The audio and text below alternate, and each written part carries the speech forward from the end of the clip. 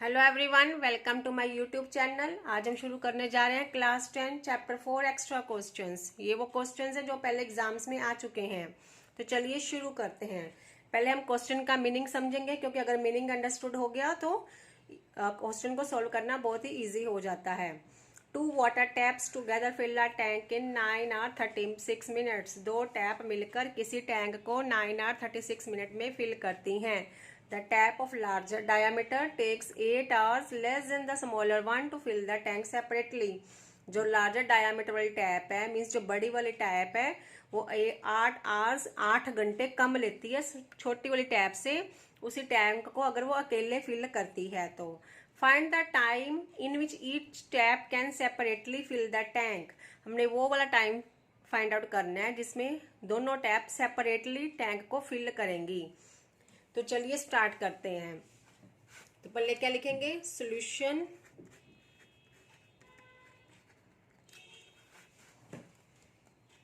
Let the time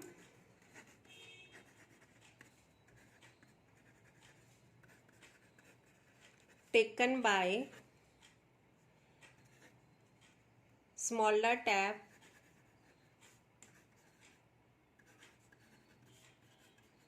to fill the tank separately। छोटी वाली tap जो है वो टैंक को सेपरेटली फिल करने के लिए कितना टाइम लेगी? Let us consider it x hour, वो एक्स आवर्स लेगी। और and the time taken by larger tap to fill the tank separately। तो लार्जर टैप जो है उस टैंक को फिल करने के लिए कितना टाइम लेगी? वो कितना टाइम लेती है? 8 आवर्स कम लेती है। तो x माइनस 8 आवर्स हो जाएंगे लार्जर टैप के लिए। अब देखो यहाँ क्या कंडीशन क्या है कि अगर दोनों टैप को इकट्ठे लगाते हैं और टाइम कम लगता है, तो अगर दोनों को अलग अलग लगाते हैं तो टाइम ज़्यादा लगता है। मीन्स क्वांटिटी ज़्यादा तो टाइम कम, क्वांटिटी कम तो टाइम ज़्यादा। इनवर्स प्रोपोर्शन वाली कंडीशन आ रही है यहाँ पे। जब भी ऐसे डायरेक्ट और इनवर्स प्रोपोर्शन की कंडीशंस आती है, हम क्या करते हैं? पहले 1 आवर 1 मिनट ऐसे की वैल्यू फाइंड आउट करते हैं। देखते हैं, इनका भी वैसे कर देंगे। यहाँ लिखेंगे स्मॉलर टैप, यहाँ लिखेंगे लार्जर टैप। तो स्मॉलर टैप एक्स आवर्स में कितना टैंक फिल कर रही है? 1 टैंक फिल करती है। तो 1 आवर में कितने टैंक फिल करेगी? 1 आवर में 1/x टैंक। और टोटल टाइम कितना लग रहा है दोनों को मिलकर? 9 आवर नहीं, हाँ 9 आवर 36 मिनट्स। 9 आवर 36 मिनट्स ही है। तो 9 आवर 36 मिनट्स को पहले हम आवर में कन्वर्ट कर लेंगे। तो 36 मिनट का लिखेंगे 36/60, 12 3 12 5 तो 48/5 आवर आगे दोनों टैंक मिलकर लेंगे। तो स्मॉलर टैप 48/5 आवर में कितना फिल करेगी? 1/x multiplied by 48/5, that is 48/5x। अब ऐसे लार्जर टैप का देखते हैं। लार्जर टैप के लिए कितना टाइम है? x minus 8 hours. x minus 8 hours में 1 टैंक फिल करती है। 1 आवर में कितने टैंक फिल करेगी? 1/x minus 8। और 48/5 आवर में लार्जर टैप कितना करेगी? 1/x माइनस 8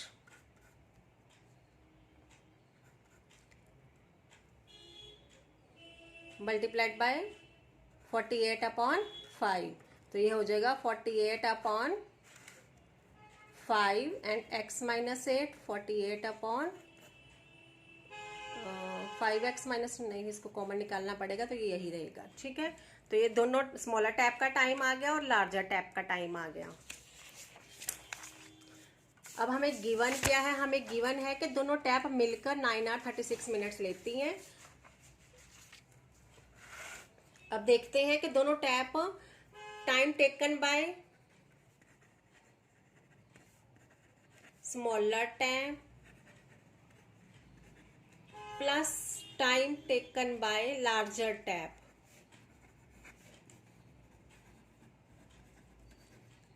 तो एक टैंक फिल होता है, दोनों के टाइम को मिलाकर एक टैंक फिल होता है। तो स्मॉलर वाली टैप कितना टाइम ले रही है, अभी हमने फाइंड आउट किया 48/5x, और लार्जर टैप ले रही है 48/5x माइनस 8। तो यही हम लिख देंगे यहाँ पे 48/5x प्लस 48/5x माइनस 8। तो एक टैंक फिल हो जाता है इतने टाइम में। अब यहाँ से हम 48/5 को कॉमन ले सकते हैं, तो यहाँ आ गया 1/x plus 1/x minus 8 equal to 1। अब यहाँ ये 48 उधर चला जाएगा तो ये 5/48 बन जाएगा। यहाँ हम इसका एलसीएम लेंगे, तो यहाँ आया x माइनस 8 और यहाँ आया x इक्वल टू 5/48। ये इधर आ गया, क्या बन गया 2x minus 8/x² minus 8x equal to 5/48। अब इनको क्रॉस मल्टीप्लाई करेंगे तो ये आया 48 2x minus 8 equal to 5x² minus 8x 96x minus 48 8 जार 4 6 3 44 equal to 5x² minus 40x। अब ये बन जाएगी equation 5x² minus 40x minus 96x plus 344 equal to 0। 5x² minus 136x plus 344 equal to 0। अब इसका हमें स्प्लिटिंग द मिडिल टर्म करना पड़ेगा, तो 344 को 5 से मल्टीप्लाई करते हैं तो क्या आता है 1920 आता है। इन दोनों को मल्टीप्लाई करके 1920 आना चाहिए, सब प्लस या माइनस करके 136 आना चाहिए। तो कैसे पता चलेगा, प्राइम फैक्टराइज करेंगे 1920 को, तो 292480 2240 2120 260 230 215 35। अब यहाँ से हमें मिलेगा कुछ ऐसा कि हमें पता चल जाएगा कि कैसा होगा। अब 136 और 136 कैसे बन सकते हैं देखते हैं। इनमें से 2 2 4 4 2 8 8 16 2 2 4 4 2 8 8 3 24 24 3 72 72 5 no 24 4 2 8 3 24 20।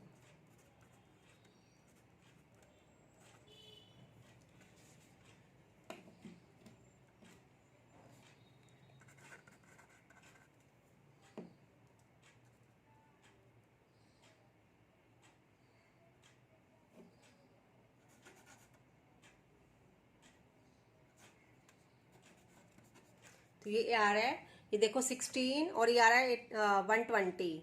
2 2 4 4 2 8 3 24 24 5 120। तो minus 126x minus 16x plus 344 equal to 0। अब ये यहाँ से कॉमन लेंगे, हम क्या कॉमन ले सकते हैं 5x, यहाँ रहा x माइनस 120 डिवाइड बाई 5 क्या होता है 24। यहाँ भी हमें चाहिए x माइनस 24, तो यहाँ क्या आ जाएगा बाहर माइनस 16।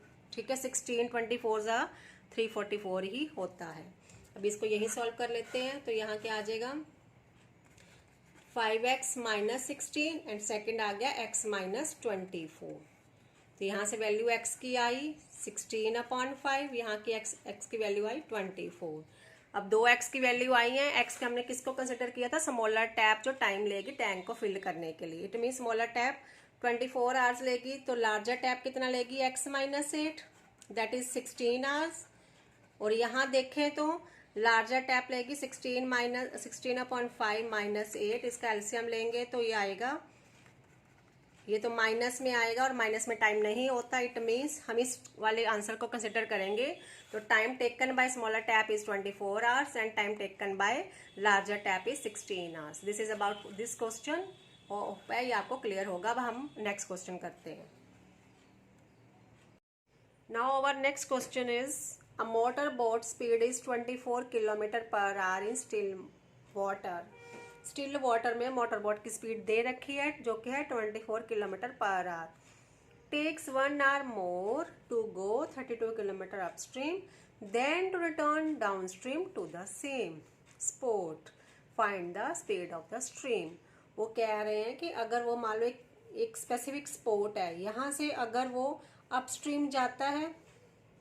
अपस्ट्रीम का क्या मतलब होता है? पहले तो अपस्ट्रीम का मीनिंग होता है कि अगर मान लो ये रिवर है, अगर रिवर की डायरेक्शन इस तरफ है तो हम इस डायरेक्शन में जाते हैं ऑपोजिट डायरेक्शन में, तो इसको बोलते हैं upstream. Upstream means opposite direction में जाना और डाउनस्ट्रीम मीन्स सेम डायरेक्शन में। अगर रिवर की डायरेक्शन इस तरफ है तो हम भी इस तरफ जा रहे हैं, तो इसका मीन ये डाउनस्ट्रीम बोलते हैं इसको। ठीक है, तो ऑब्वियसली है कि जब अपस्ट्रीम होगा हम ऑपोजिट डायरेक्शन में जाते हैं रिवर के डायरेक्शन के, तो स्पीड क्या हो जाएगी? कम हो जाएगी। और जब डाउनस्ट्रीम जाते हैं तब हम रिवर की डायरेक्शन में ही जाते हैं तो स्पीड ऑटोमेटिकली बढ़ेगी। अब यहाँ वो क्या कह रहे हैं कि यहाँ मान लो एक स्पेसिफिक स्पॉट है, यहाँ से वो अपस्ट्रीम जाता है मीन्स रिवर के ऑपोजिट डायरेक्शन में जा रहा है 32 किलोमीटर, तो उसको 1 घंटा ज़्यादा लगता है रादर देन अगर वो जब वो यहाँ से वापस आता है डाउनस्ट्रीम तो उसको 1 घंटा कम लगता है। Hope that it is clear to you. तो क्या बोल रहे हैं? Find the speed of the stream.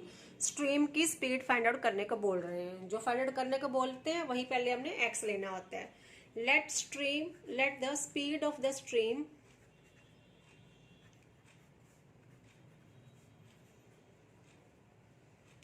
Is equal to x kilometre per our.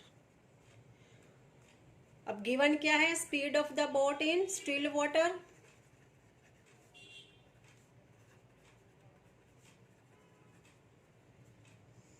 कितनी गिवन है? 24 किलोमीटर पर आवर गिवन है ये हमें। अब क्या है? Speed of boat in upstream. Upstream में उसकी स्पीड कितनी होगी? अपस्ट्रीम मीन्स रिवर की ऑपोजिट डायरेक्शन में, तो स्पीड क्या हो जाएगी? कम हो जाएगी। इसलिए हम माइनस करेंगे, 24 minus x kilometre per our हो जाएगी। Speed of boat in downstream. अब डाउनस्ट्रीम मीन्स रिवर के डायरेक्शन में ही जा रही है तो स्पीड ऑटोमेटिकली बढ़ेगी। तो 24 plus x kilometre per our. ठीक है, होप है ये क्लियर है अब आपको। अब वो क्या बोल रहे हैं कि it takes 1 hour more to go 32 kilometre upstream. अब हमारी स्पीड दे रखी है, डिस्टेंस दे रखा है 32 किलोमीटर। डिस्टेंस गिवन है, टी क्या होता है? D upon S. तो यहाँ दो बार हमें T1 फाइंड आउट करना पड़ेगा, एक बार अपस्ट्रीम का, एक बार डाउनस्ट्रीम का। अगर हम अपस्ट्रीम का देखते हैं, time taken to travel in upstream. Upstream में वो कितना टाइम लेगा? D अपॉन एस ही होता है टाइम। तो D कितना है? 32। और अपस्ट्रीम में कितना है? स्पीड कितनी है? 24 minus x. Time taken to travel in downstream. Downstream में कितना टाइम लगेगा? फिर से D upon s that is 32 upon now कितना है? 24 प्लस एक्स। ठीक है, अब ये देखो, जब वो अपस्ट्रीम में रिवर के ऑपोजिट डायरेक्शन में जा रहा है तो उसको टाइम ज़्यादा लग रहा है, तो अपस्ट्रीम वाला टाइम ज़्यादा है डाउनस्ट्रीम वाले टाइम से। तो हम क्या करेंगे? अपस्ट्रीम वाले टाइम में से डाउनस्ट्रीम वाले टाइम को कम कर देंगे। तो अगर हम इसको T1 मानते हैं, इसको T2, तो क्या होगा? T1 minus T2 equal to किसके? 1 के। एक काम को, एक डिस्टेंस को कवर करने में लेता है। वो कितना टाइम लेता है? वो 1 hour मोर लेता है। अब क्या है? Time taken to travel in upstream, वो है T1। ये अपस्ट्रीम क्या है और ये है डाउनस्ट्रीम का। किसके इक्वल है? 1 के। अब T1 कितना निकाला है हमने? 32 upon 24 minus x, minus T2 कितने? 32 upon 24 plus x equal to 1। यहाँ से हम 32 कॉमन लेते हैं तो क्या आएगा? 1 upon 24 minus x minus 1 upon 24 plus x equal to 1। यहाँ एलसीएम लेंगे 24 minus x and 24 plus x. तो यहाँ क्या आएगा 24 plus x minus 24 minus x equal to, ये 32 इधर आ जाएगा तो 1/32 बन जाएगा। अब यहाँ पे 24 कट जाएगा, पहले हम इसको सॉल्व कर लेते हैं। 24 प्लस एक्स, इसका साइन चेंज होंगे क्योंकि बाहर है माइनस, इतना तो अभी तक आपको पता ही होगा। तो नीचे आएगा 24 minus x 24 plus x, a minus b, a plus b की आइडेंटिटी क्या होती है a square minus b square. 24 जार क्या होता है पता होगा, आप स्क्वायर्स लर्न किए होंगे, 576 होता है minus x square equal to 1/32। यहाँ 24 कट जाएगा तो ये आएगा 2x upon 576 minus x square is equal to 1/32। Cross multiply करेंगे, 32 2 ज़ा 64, 64 x is equal to 576 minus x square. अब इसको इधर लेके आएंगे तो क्या बनेगा 64x minus 576 plus x square equal to 0। Regrouping कर देते हैं, x square plus 64x minus 576 equal to 0। अब इसको नेक्स्ट पेज पे सॉल्व करते हैं।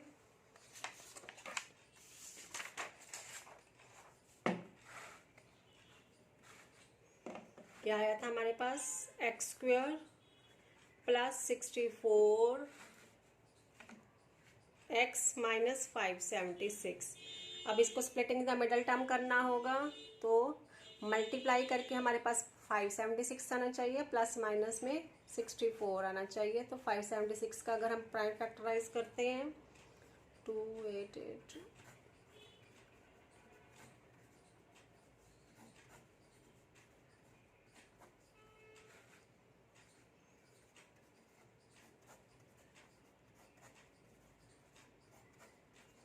यहाँ से देखते हैं क्या कर सकते हैं हम। 9 18 36 72 8, हाँ 72 माइनस 8 क्या होगा 64, 72 8 ज़ा 576 दैट यस। तो x square plus 72x minus 8x minus 576 equal to 0। Common लेंगे x plus 72 minus 8x plus 72 equal to 0। तो x माइनस 8 x प्लस 72, एक यहाँ x की वैल्यू आएगी 8, यहाँ x की वैल्यू आएगी माइनस 72। अब 24 अपस्ट्रीम क्या था हमारे पास x की वैल्यू आ चुकी है, अपस्ट्रीम और डाउनस्ट्रीम हमने फाइंड आउट करना है। अपस्ट्रीम क्या था 24 minus x, downstream 24 plus x. तो 24 माइनस 8 कितना होगा 16, 24 प्लस 8 होगा 32 किलोमीटर पर आवर। तो अपस्ट्रीम में टाइम कितना है 16 किलोमीटर पर आवर और डाउनस्ट्रीम में 32 किलोमीटर पर आवर। ठीक है। Now our next question is, at present Asha's age in years is 2 more than the square of her daughter's Nisha age। क्या बोल रहे हैं कि at present आशा की एज क्या है, उसकी डॉटर की एज का अगर हम स्क्वायर करते हैं उसमें 2 ऐड करते हैं तो हमारे पास आशा की प्रेजेंट एज आ जाएगी। When Nisha grows to her mother's present age, और जब निशा अपनी मदर की प्रेजेंट एज में ग्रो हो जाती है, वहां तक पहुंच जाती है, Asha's age would be 1 year less than 10 times the present age of निशा। तो आशा की एज कितनी हो जाएगी, निशा की प्रेजेंट एज को अगर हम 10 टाइम कर दें, उसमें 1 माइनस कर दें तो आशा की एज इतनी हो जाएगी। Find the present age of both Nisha and Asha, दोनों की प्रेजेंट एज फाइंड आउट करनी है। तो यहाँ निशा छोटी है तो पहले निशा की एज को हम लेट करेंगे x, लेट निशाज प्रेजेंट एज कितनी है x ईयर, हमने मान लिया कि वो x ईयर की है। तो फिर आशा की प्रेजेंट एज कितनी होगी, आशा की प्रेजेंट एज होगी 2 more than the square of her daughter Nisha's age. उसकी डॉटर की एज के पहले हम स्क्वेयर करेंगे, एक्स का स्क्वेयर किया, उसमें 2 मोर देन, तो आ गई आशा की एज। जो लिखा है वही किया हमने, 2 more than the square of her daughter's Nisha's age. Nisha की एज एक्स थी, उसका square plus 2, that is Asha's present age. अब है when Nisha grows to her mother's present age। अब जब निशा अपनी मदर की एज की हो जाएगी मीन्स उसकी मदर की एज कितनी है, एक्स स्क्वायर प्लस 2 जब होगी तो क्या होगा, जैसे निशा अभी सॉरी 2 ईयर की है, 22 की हो गई है, तो कितने साल बीत गए, 20 ईयर बीत गए, 20 ईयर पास आउट हो गए। तो ऐसे ही जब वो एक्स स्क्वायर प्लस 2 की हो जाएगी, आशा की एज हो जाएगी, तो उसकी प्रेजेंट एज कितनी थी, एक्स, तो इट मीन्स इसमें से इतने साल बीत गए, वो इतने साल बड़ी हो गई, 20 ईयर ग्रो कर गई। यहाँ 20 ईयर ग्रो कर गई थी, तो यहाँ x square plus 2 minus x year grow कर गई है अभी वो, क्यों उन्होंने बोला है व्हेन निशा ग्रोज टू, जो वो ग्रो हो जाएगी कितनी, एक्स स्क्वायर प्लस 2, तो उसमें से कितने ईयर ग्रो हुई, माइनस एक्स करके हमें पता चलेगा कितने ईयर ग्रो हुई वो। तो जब निशा इतना ग्रो करेगी तो आशा की एज भी तो बढ़ेगी, तो आशा एज कितनी बढ़ेगी,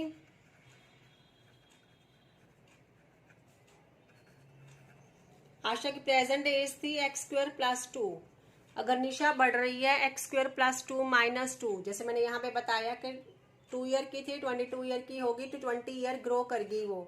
तो ऐसे ही यहाँ पे x square plus 2 minus x आया हमारे पास, तो आशा भी तो इतने साल ही बढ़ेगी, 20 साल ही बढ़ेगी आशा भी, तो उतना ही आशा की एज में ऐड कर देंगे। फिर आगे अकॉर्डिंग टू कंडीशन, कंडीशन के अकॉर्डिंग क्या है, क्या बोल रहे हैं वो क्वेश्चन में, वो बोल रहे हैं Asha's age would be 1 year less than 10 times the present age of Nisha, कि आशा की एज कितनी होगी, निशा की प्रेजेंट एज को हम 10 टाइम करते हैं, प्रेजेंट एज कितनी है एक्स, तो 10 टाइम किया तो 10x, 1 ईयर लेस तो 1 ईयर लेस करेंगे। तो ये कंडीशन के अकॉर्डिंग हमारे पास आशा की 2 एजेस आ रही हैं, दो, एक तो ये है एक ये है, हम दोनों को इक्वल करेंगे तो हमारे पास x की वैल्यू आ जाएगी, x square plus 2 plus x square plus 2 minus x is equal to 10x minus 1। Solve करते हैं, x square plus 2 plus x square plus 2 minus x is equal to 10x minus 1, तो अगर 2x square plus 4 minus x is equal to 10x minus 1। अब ये बन जाएगा 2x square plus 4 minus x minus 10x plus 1 equal to 0, 2x square 10 minus 10x minus x होगा minus 11x, 4 plus 1 5, ये हमारे पास एक इक्वेशन बन गई है। अब इसको splitting in the middle term से सॉल्व कर देते हैं, यही कर लेते हैं इसको, 2x स्क्वायर minus 11x plus 5 equal to 0, तो 2 5 ज़ा 10, मल्टीप्लाई करके 10 आना चाहिए, प्लस माइनस में 11 आना चाहिए, तो ऐसा क्या हो सकता है, 2x स्क्वायर माइनस 10x माइनस x हो सकता है ना, मल्टीप्लाई में भी 10 रहेगा, प्लस माइनस में 11 हो जाएगा, तो 2x कॉमन लिया, x माइनस 5, यहाँ सेकेंड ब्रैकेट में भी x माइनस 5, तो यहाँ क्या आएगा फिर माइनस 1 आएगा, तभी ये मल्टीप्लाई करेंगे तो माइनस एक्स प्लस 5 बनेगा, तो हो गया 2x minus 1 x minus 5 equal to 0। यहाँ x की वैल्यू आई 1/2, यहाँ x की वैल्यू आई 5। तो निशा की प्रेजेंट एज थी x, तो उसकी एज कितनी होगी निशा की, 5 कंसिडर करेंगे, 5 ईयर, 1/2 ईयर हम कंसिडर नहीं करेंगे क्योंकि फ्रैक्शंस में नहीं लेंगे एज को। इसको आप चेक भी कर सकते हैं, जैसे अब निशा की प्रेजेंट एज x है तो आशा की प्रेजेंट एज आ जाएगी 5 स्क्वायर प्लस 2 27, ठीक है। तो ये आशा की एज आ जाएगी 27 और निशा की आ जाएगी, आशा की एज आए 27, जो वैसे प्रेजेंट एज है 27, कैसे आया, एक्स स्क्वायर प्लस 2, 5 वैल्यू थी, 5 square plus 2 is equal to 27। और निशा की प्रेजेंट एज है 5 ईयर और आशा की है 27 ईयर। फ्रैक्शंस में हम एज को कंसिडर नहीं करेंगे। This is about this question, very important question. ज़्यादातर एनसीईआरटी में से आए हैं, टर्म्स चेंज कर दी जाती है, सीबीएसई मोस्टली सेम ही क्वेश्चन डालती है। तो चलिए अब शुरू करते हैं next question. A and be working together can do a work in 6 days। ए और बी मिलकर किसी काम को 6 days में करते हैं। If A takes 5 days less than B to finish the work. अगर ए उसी काम को अगर अकेला करता है तो 5 दिन कम लेता है। In how many days can be do the same work alone. तो बी अकेला उस काम को कितने दिनों में कर सकता है, सीबीएसई 2017 का क्वेश्चन है। तो यहाँ मैंने थोड़ा सा करके रखा है ताकि टाइम कम लगे। B alone can do the work in x days।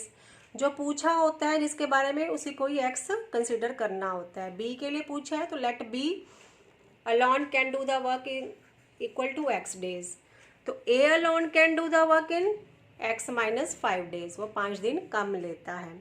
तो work done by B in x days। B x days में कितना काम करता है 1, तो 1 डे में कितना काम करेगा 1/x।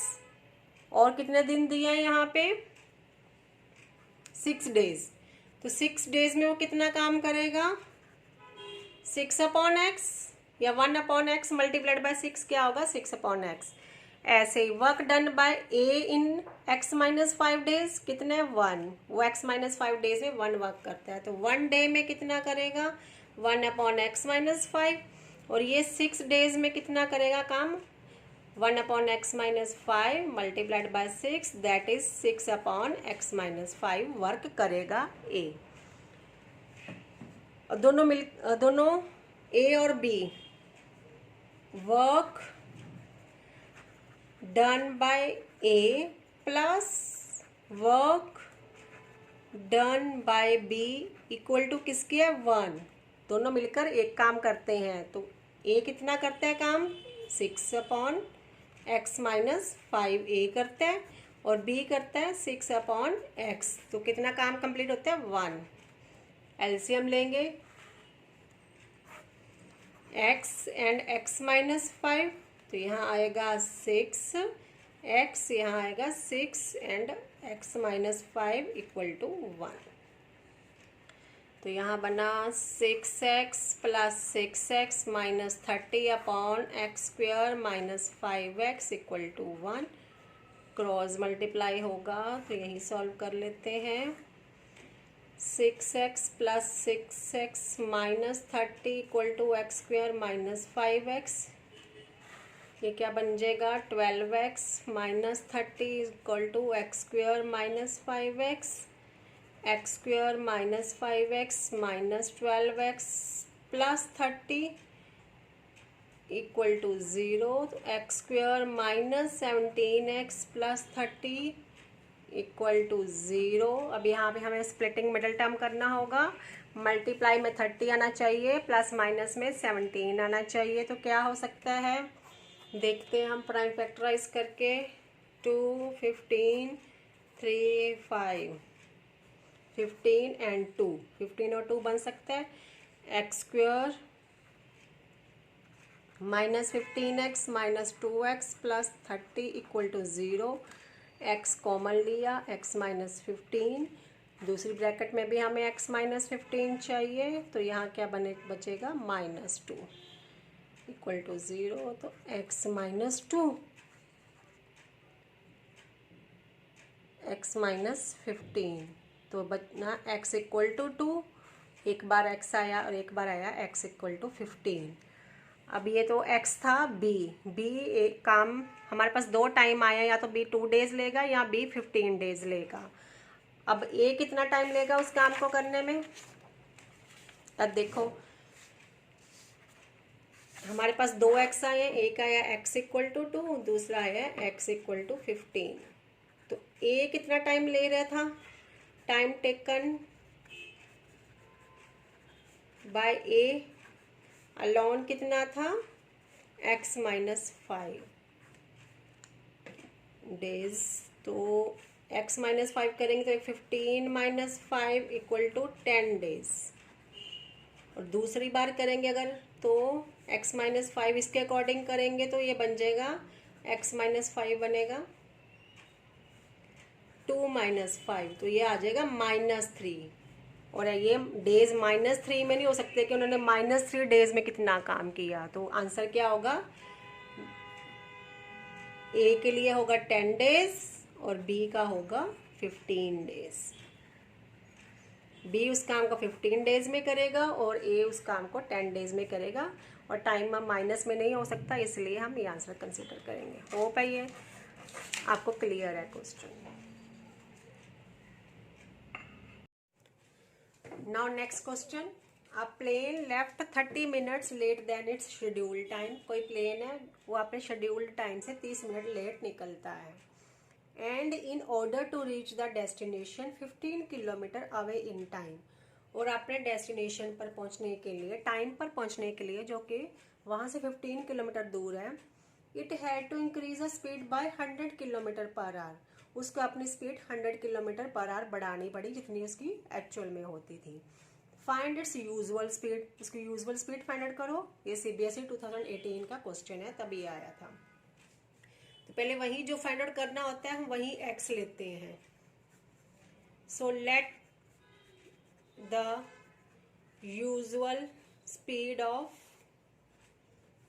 क्या है, plane is equal to x kilometre per hour. ये उसकी यूजुअल स्पीड है। अभी यहाँ क्या हमें फाइंड आउट, जब भी स्पीड और डिस्टेंस का फॉर्मूला आता है, क्वेश्चन आता है, तो हमें T1 और T2 फाइंड आउट करने होते हैं। तो T1 क्या होगा, D1/S1, एंड T2 टाइम 2 क्या होगा, D2/S2। D1 कितना है, डिस्टेंस 1, डिस्टेंस 1 कितना, डिस्टेंस तो है ही, दोनों सेम है, तो 1500 है ये। और S1 कितना है, x, यूजुअल स्पीड उसकी x है, ठीक है, ये T1 है। और T2 सेकेंड टाइम वो कितने लेता है, अभी वो डिस्टेंस तो वही कवर करेगा 1500 का, अब वो स्पीड कितनी कर देगा, 100 किलोमीटर बढ़ा देगा। पहले x थी, अब हो जाएगी x + 10, तो ये आ गया T2 आ गया। अब यहाँ हमने देखना है, देखो जो यहाँ पे ये देखना है कि वो पहले टाइम ज्यादा लग रहा था उसको या बाद में टाइम ज्यादा लग रहा है, T1 ज्यादा है या T2 ज्यादा है। अब देखो T2 में उसने अपनी स्पीड को बढ़ा दिया, इट मीन्स ऑटोमेटिकली टाइम कम लगा होगा। और T1 में स्पीड तो ओरिजिनल थी, यूजुअल थी, तो उसमें उतना ही टाइम लगा होगा जितना पहले लगता है। लेकिन T2 में उसने जल्दी पहुंचने के लिए अपनी स्पीड को बढ़ाया, जब स्पीड बढ़ाई तो टाइम क्या होता है, कम हो जाता है। तो इट मीन्स जो T2 है वो कम है T1 से, तो हम क्या लिखेंगे, T1 - T2।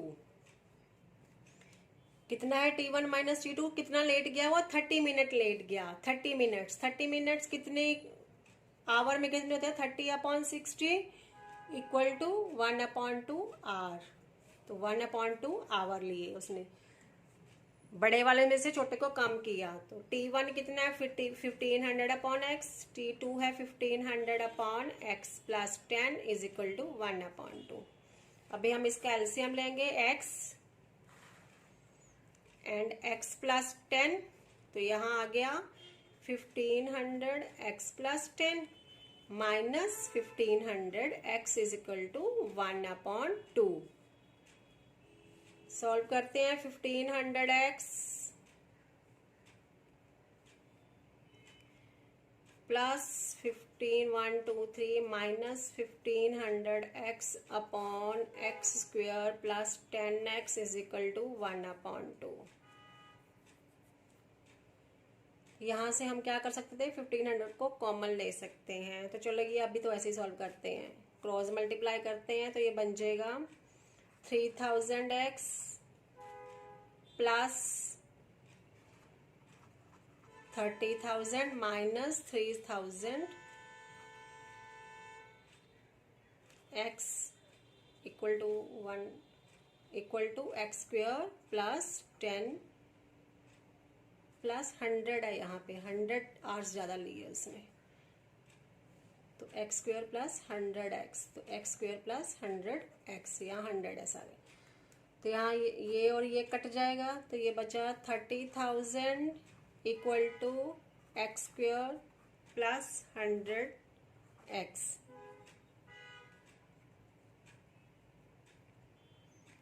तो एक्स स्क्वायर प्लस यहाँ भी 100 था, तो यहाँ बन जाएगा 1,50,000, यहाँ 3 लाख बन जाएगा।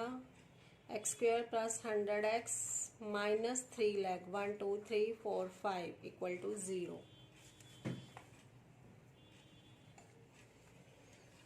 तो इसका अभी हम स्प्लिटिंग द मिडल टर्म करेंगे, यही कर लेते हैं। X square plus 100x minus 1 2 3 4 5, 3 lakh equal to 0। Splitting करेंगे तो क्या कर सकते हैं, x square plus 600x minus 500x is minus 3, 1 2 3 4 5 equal to 0, 3 lakh. X common लेंगे तो एक्स प्लस 600, दूसरे में भी एक्स प्लस 600 आना चाहिए, तो यहाँ क्या बचेगा माइनस 500 इक्वल टू 0। तो x माइनस 500 x प्लस 600, तो ये क्या बन गया, x is equal to 500, x is equal to minus 600। अब क्या है, स्पीड माइनस में नहीं हो सकती, तो हमारा आंसर क्या आएगा, x is equal to 500 kilometre per hour is our answer. आज हम शुरू करने जा रहे हैं क्लास 10 चैप्टर 4 क्वाड्रेटिक इक्वेशंस के एक्स्ट्रा क्वेश्चंस। ये वो क्वेश्चंस हैं पहले एग्जाम्स में आ चुके हैं, बस टर्म्स थोड़ी सी, नंबर्स थोड़े से चेंज कर देते हैं सीबीएसई बोर्ड, बाकी सेम रहता है। तो ये जो क्वेश्चन है, ये क्वेश्चन सीबीएसई 2015 में आया हुआ है। तो चलिए स्टार्ट करते हैं। अ बस travels at a certain average speed for a distance of 75 kilometre. बस किसी सर्टेन एवरेज स्पीड के साथ जा रही है और कितना डिस्टेंस कवर किया उसे 75 kilometre, and then travels at a distance of 90 kilometer at an average speed of 10 kilometer per hour more than the first speed। और फिर वो अगला डिस्टेंस कवर करती है, 90 किलोमीटर कवर करती है, और अब उसकी एवरेज स्पीड कितनी है, 10 किलोमीटर ज़्यादा है पहले वाली स्पीड की। If it takes 3 hours to complete a total journey, अगर वो इस जर्नी को, पूरा जर्नी को कम्प्लीट करने के लिए 3 घंटे लेती है, तो उसकी ओरिजिनल स्पीड फाइंड आउट करें। क्या फाइंड आउट करना है, ओरिजिनल स्पीड। जिसको फाइंड आउट करना होता है उसको हमेशा x लेना होता है। Then let the original speed of bus is equal to x kilometre per hour. तो अकॉर्डिंग टू कंडीशन या अकॉर्डिंग टू क्वेश्चन